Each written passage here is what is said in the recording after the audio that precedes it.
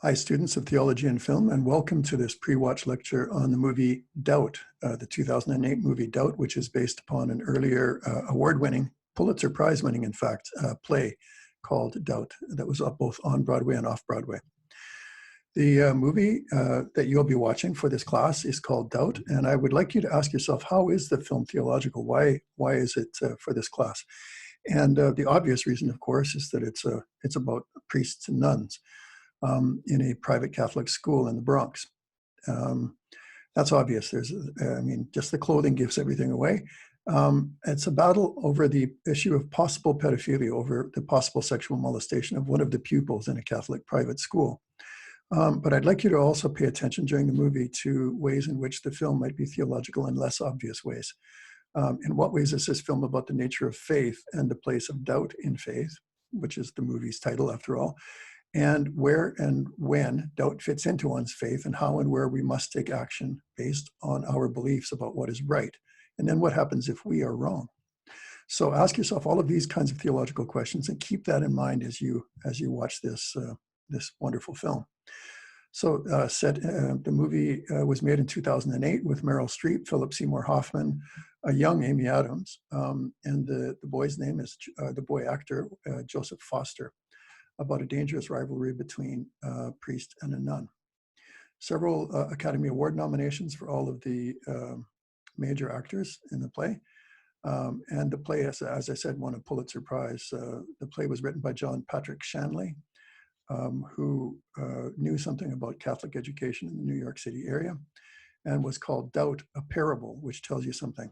The movie is just called Doubt, but the play was called Doubt, a Parable. The play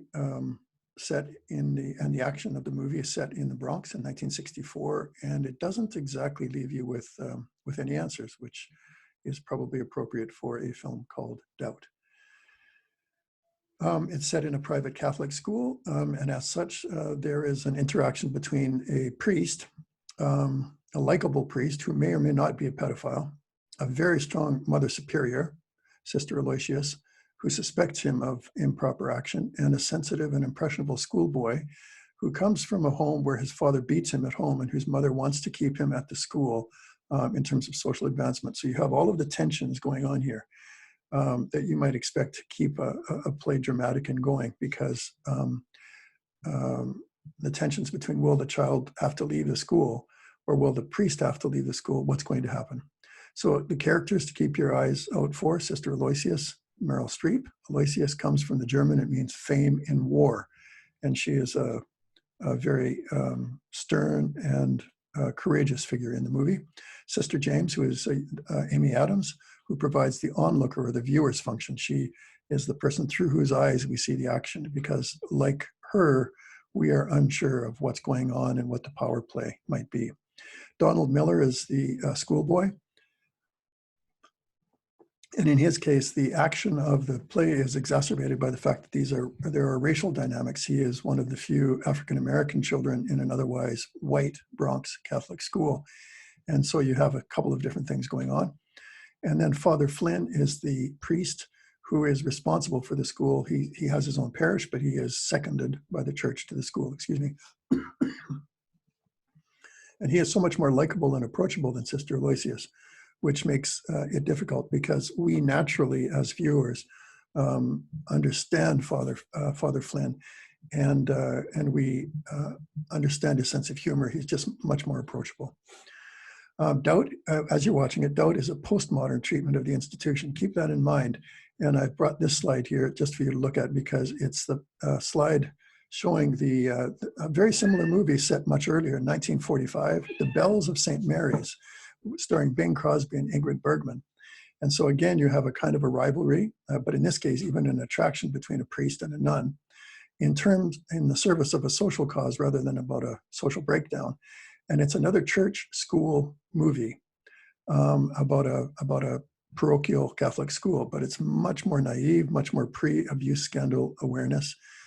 And I'd like you to think about that kind of way of thinking about priests and nuns, or even something like the Sound of Music or something, as you're looking at the movie Doubt.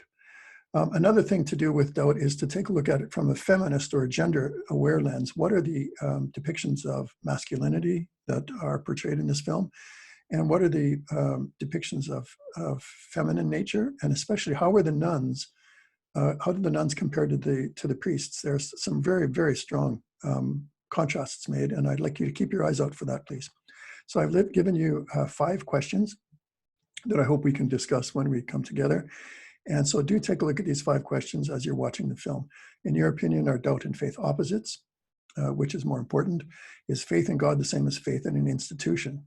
Whereas faith in the idea of an institution, forget the church, in any institution, say a hospital, is the belief in being, say that you're a doctor, is a belief in healing the same as the faith in the particular hospital that you happen to work for instance. How important is a hermeneutic of suspicion in dealing with any institution, whether religious, educational, health, policing, or political? Can you think of a moment when, for you or for someone you know, deep convictions led to action, to a kind of a resistance? Do you know of any time when the person who called out another person turned out to be wrong, and what the effects of that might have been? And then finally, can you think of an example when duty or obedience is more important than one's own beliefs? In the police or the military especially, and this seems particularly important in this year, in the police or military especially, how can discipline and obedience help to foster ongoing problems or allow them to worsen and exacerbate, such as happened with the abuse scandals in the Catholic Church?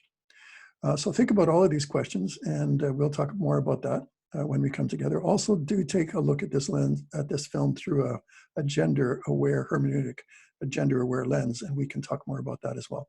Thanks a lot. Talk to you soon. Bye for now.